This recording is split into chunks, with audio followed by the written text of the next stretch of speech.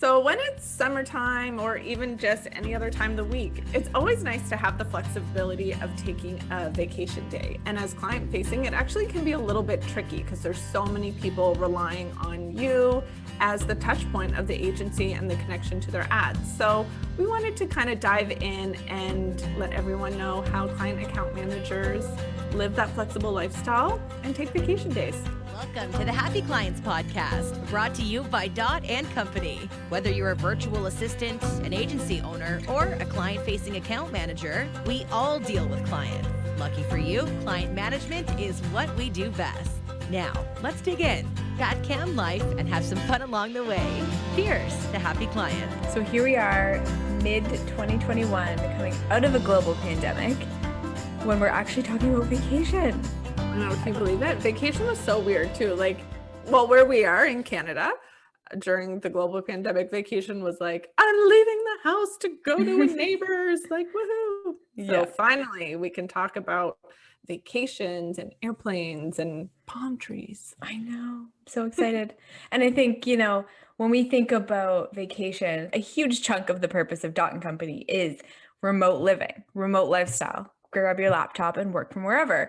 And so over the last year and a half, it just felt so disconnected in the sense that, all of our friends and family are also working from home, working from their laptops. It didn't really differentiate us. But now that we're kind of coming out on this other side and people are going back to the office and we're still working at home, but it doesn't feel quite yet as much as the remote lifestyle, but I think we're getting there. And you know what? I actually said this to my husband recently. Because we have people in our lives that work from home, but sometimes it looks very different than, me busting my balls working from home. Like working remotely versus working from home can be very different. Yeah. If you're kind of adjusting to a global pandemic versus your entire career, everything you're doing from a laptop, it does look very different. So I'm so thankful for remote work because I think it is different from work from home. Especially when this global pandemic did hit and everybody's working from home, they're maybe not quite used to it, or they still have their VPNs and they're, set up and they're tied down by a phone because they have to wear a headset for work or something like that. It does look very different, like working from home, which is very much like working from an office or this kind of remote life. So it's funny, my husband and I just had that conversation and he was like, well, you're not really working from home. I was like, aha moment, yeah. So I like to say working remotely because I want to take my laptop when I go down to the cottage. I'm not going to miss a beat. I'm going to still be online. I'm going to be able to answer client account manager needs, whatever they may be. But also then there's these really special vacation days where, we're going off the grid. And how do people do that? Yeah. And to your point, I think the difference between remote life and working from home is I could go work in Mexico and jump onto a team call and there's no guilt. There's no, oh, what are you doing? Are you actually working? Are you are you allowed to be working in Mexico? Why are you there and I'm here? There's none of that because we're remote. Whereas I know a lot of people work from home or are flexible, but their businesses are here in Halifax where we live. And if they were even in Moncton, it might be they might feel bad or they might have that guilty feeling, it's very different. Yeah, that's a great point, Taylor, because I think that's even more to my point. So shocking you are saying what I'm thinking. But it's this really flexible lifestyle that allows you to travel and to do what you need to do while still working, but also the perfect marriage of also taking vacation when you need to, because we know it's important. We know that day, that sort of week sometimes you need. And during global pandemics, and now that we're coming out of that, now more than ever, vacation is key for the break sometimes. So how do we make that work? There's kind of these tips and tools that we like to give our client account managers. First up is always that communication. Let the agency know, let me know, let everybody know as soon as you have that vacation booked. Yeah. For me, it's July. I've booked a vacation in December and I've already blocked it on my calendar and I've told somebody already because if you know you're going on vacation, why wouldn't you at least just give them a heads up? Cool. That doesn't have to be 6 months in advance, but I'm just really Yeah. excited. Going on So a plane. I'm going on. I'm gonna be on the beach, and I will not be checking my email.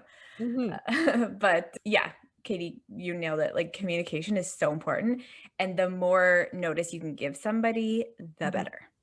You know what? Like a Friday afternoon looks very different than a week in Italy. Oh, You know what I mean? 100%. So kind of just evaluating that too, using your judgment. We'll always tell client account managers to use their best judgment. It's summertime, we're doing a lot of traveling on the weekends, and I have to send reports for an agency I'm working with. So I always make sure those come in first thing. I can hop online, make sure that those are done and sent before, kids are home and we're packing up the truck to go on vacation, for the Mhm. weekend. So Yeah. And that looks very different than, yeah, like the overseas international travel, yes. offline. Yeah, it's like, are my clients able to get a hold of me for an extended period of time or not? Mhm. And if you feel like, someone else has to take over, then that's vacation and you have to plan accordingly. But if you're Exactly. just like pulsing in and out on a Friday, like cool, drinking a White Claw on your back deck, that's different. How do you know what I do every Friday? Just kidding. Oh, I know. Um, But yeah, so I think probably the pre-step is identifying what this vacation looks like and then just like over communicating and making sure the clients feel taken care of, the agency is cool with it, and that you can actually just be really well prepared for those days you're away from your laptop and you feel good and they feel good and it's relaxing. Mhm. Number 2 is setting up backup communication with another team member. So, if you work in an agency where there might be other team members, like a media buyer who's still client facing and can help you, that's a great resource. You can get them to take over the client calls and project management for the week that you're gone. Or sometimes with us, because we are outsourced client account managers, sometimes it's someone from Dot and it's a totally different team member. So that's going to be a lot more work to get that CAM into the agency, get them up to speed. So that's a couple weeks ahead of time that you're going to have to do that. So definitely understanding who your backup is and managing how you're transitioning that for your vacation to make sure they have what they need and they won't need to bug you while you're out. And just to like earlier podcasts of like making sure those processes are in place, your project management is up to date, and just having that resource there is just like, should this happen? Should you need to bring in another Dot, another CAM? Having those up to date is just an ongoing sort of benefit. You don't want to be 2 weeks before your vacation being like, oh, these are all wrong. So it's good to have Exactly. everything sort of up to date. Keep that evergreen so when that time comes, somebody's able to step in, which is key. And talking about vacations, side note, I posted this in our internal Slack channel, but one of my clients is in the UK, love them. They take vacations, they actually sign off and they don't like respond. And I admire that. Whereas us over here in North America are not so much like that. So something we're working on, but there's this meme and we'll have to post it. But it's like European out of office. I'm away camping for the summer. Please email back in September. American out of office. I have left the office for 2 hours to undergo kidney surgery, but you can reach me on my cell anytime. I know. I always default to that too. I'm like, well, I'm never really that far. Like, I have my cell. Yeah, So weird. exactly. So, But more importantly, it's good to check out every now and then for sure. This is yeah. work. Yeah, it's flexible, but it is good to have that break for Yeah. sure. And I And think then Katie already touched on our third point, which is project manage in advance. So if you have reports to send out, if you have clients that need to be onboarded, look ahead, right? Like it's very simple. As client account managers, our job is to be organized, hyper organized, communicate, get things done. So in these situations, nonetheless, planning ahead of time and getting stuff done. So don't totally. worry, take vacation, plan ahead of time. You'll look back and say, wow, I'm so happy that I unplugged for a week. And business will continue as long as you're prepared.